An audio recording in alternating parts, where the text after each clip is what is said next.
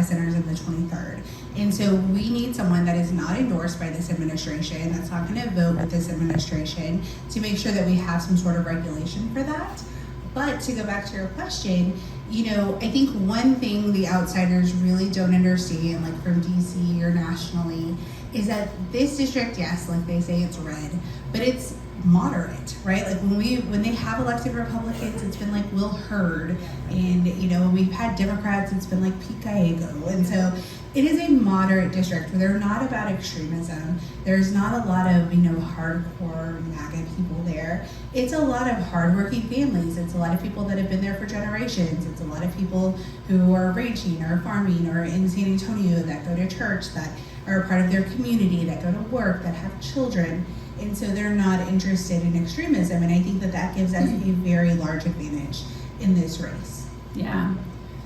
Well, I appreciate that. And I know you wanted to be down at the Dilley Detention Center and couldn't make it, but you wrote a very impressive speech that really opened my eyes to trauma for those children. And I was like, wow, she really knows children, and your expertise really came through. And I wanted that letter you wrote, to that speech, which our FORWRD founder, Lex Sanford, actually got to read. And it was a very moving speech. And I want that letter to be in all of the newspapers and the editorials across the state, because you really shed light and made me think about the long-term impacts for those children down in Dilley, and there's still 100 there right now. So can you just share with this group just a little bit of your expertise on these detention centers and the long-term consequences they're causing for the kids they're detaining? Absolutely. So children are something that has been, near and dear to my heart. And as we know, children grow up to be adults. And I think that childhood has a lot to do, and it's a reflection of who we were, our values, where we were raised in, how much safety we felt, how much connection we felt, how much attachment you felt, right? All of that stays with you regardless of how old you are. And so I am a mother of 4, but my husband and I fostered who adopted our 2 oldest kiddos. And so one of those kiddos just had a really hard time with trauma, and I had to take FMLA because he was getting kicked out of daycare after daycare. And I had to sit with him and really try to help him through this. And at that point, I had decided to transition to representing other children in foster care. So as a mom, I just started looking at my files, who had similar background, what worked for them, what do we need to be doing, give me everything I can read about this to try to help my kid. And then, afterwards I'm able to help a lot of my clients. And so I just became really trauma informed. And one of the things we know about is obviously attachment, and how attachment kind of spurs everything.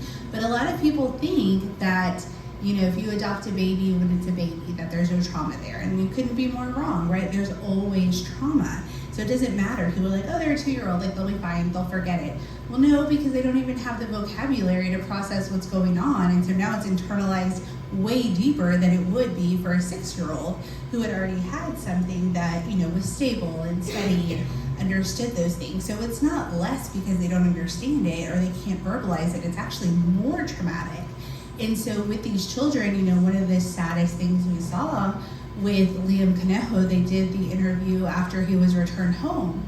And so obviously we celebrate him going home, and we're happy that he's home, and his mom was so happy to have him back. But she stated he's a different child. He has experienced trauma. I didn't get the same child back that left. And we're never going to be able to undo the amount of damage that we're doing. And I think that is one of the hallmarks of this administration that makes it so starkly different, is that we've never seen this level of cruelty, right? To a child. Why would you do that?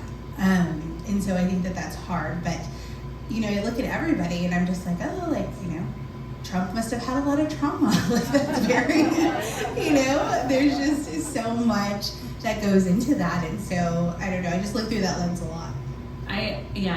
That showed in that letter, and I really appreciated it because I hadn't really thought about it quite like that. And yes, I want that message that you shared with us that day, even though you weren't there, but your words I want the whole world to know what we're doing to the children in the detention centers. So thank you for putting it into words.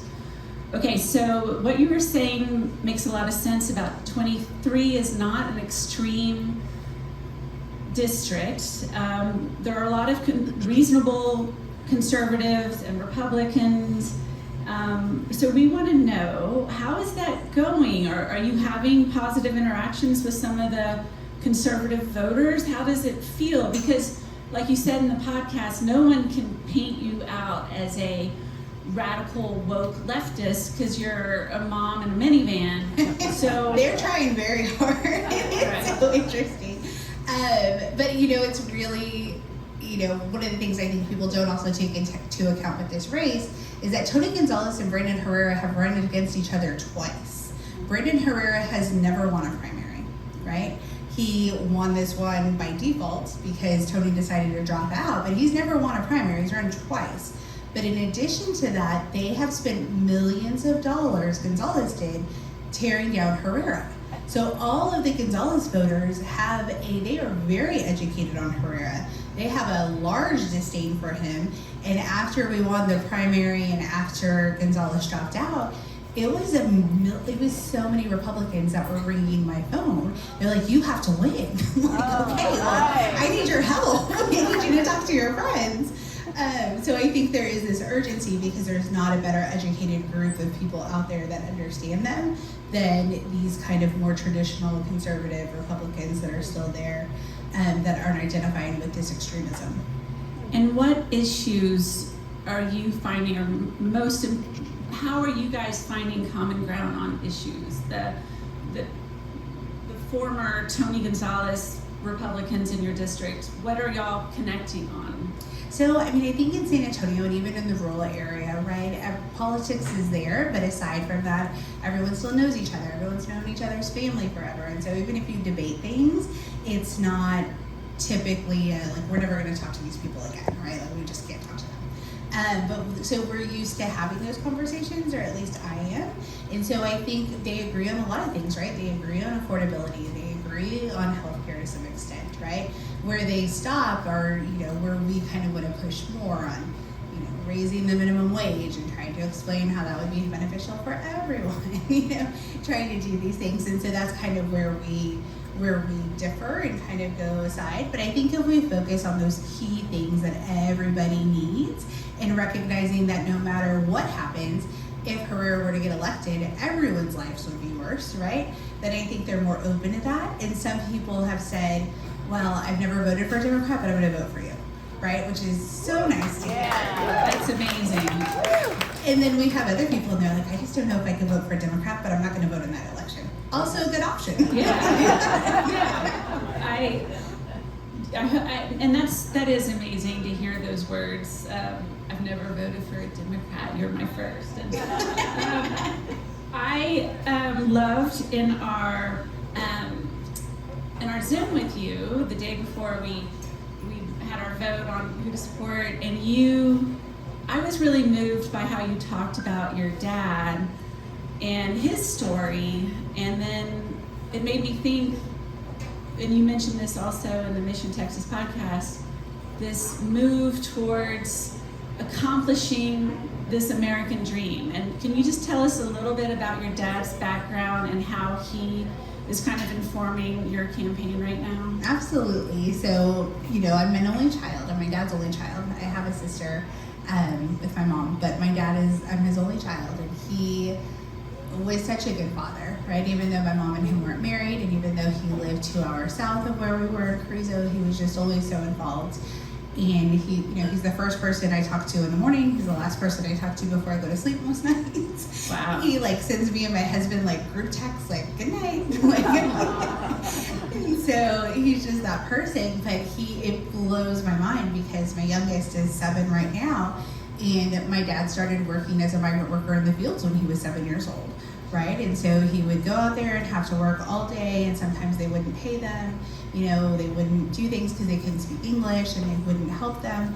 And so just those stories of, how my grandmother used to sweep the dirt floor, and my dad was like, it is a dirt floor. No amount of sweeping is going to make this better. And she was just like, no, like we can still have some kind of order, you know. And he's like, okay, if you say so. And so, you know, we have this definitely like these humble roots that always let him know, right, that he had education because the schools were segregated at that time. In kindergarten, he absolutely refused to go to the other school. And I was like, well, what made you decide to do that? He was like, I just knew it wasn't a good school. I'm like, you were 6 years old. Like, how did you know that wasn't a good school? He was like, everybody knew it wasn't a good school. He's like, so I just stayed there. They eventually fed him because he just refused to leave. And he said the words thank you, which were the only English words that he knew. And so they said, he can stay. And so he got to stay. He's incredibly smart and went on to, you know, finish high school. And one thing my grandfather always did was make sure that they did not take him and his brother out of school to go work in the field. So other people would take their kids out early.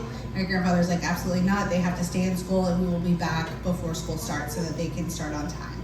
So very thankful for that. Went through public school, then went to SAP for a little bit, where he also slept on a floor, like without electricity, and like he's like there were rats like everywhere. Wow.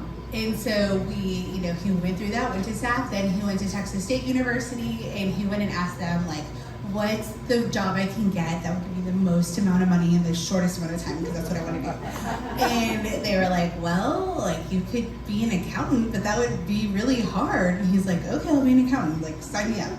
And so he did. He finished his accounting degree in 3 years, and then knew he was going to go to law school. He got a really good job at Motorola.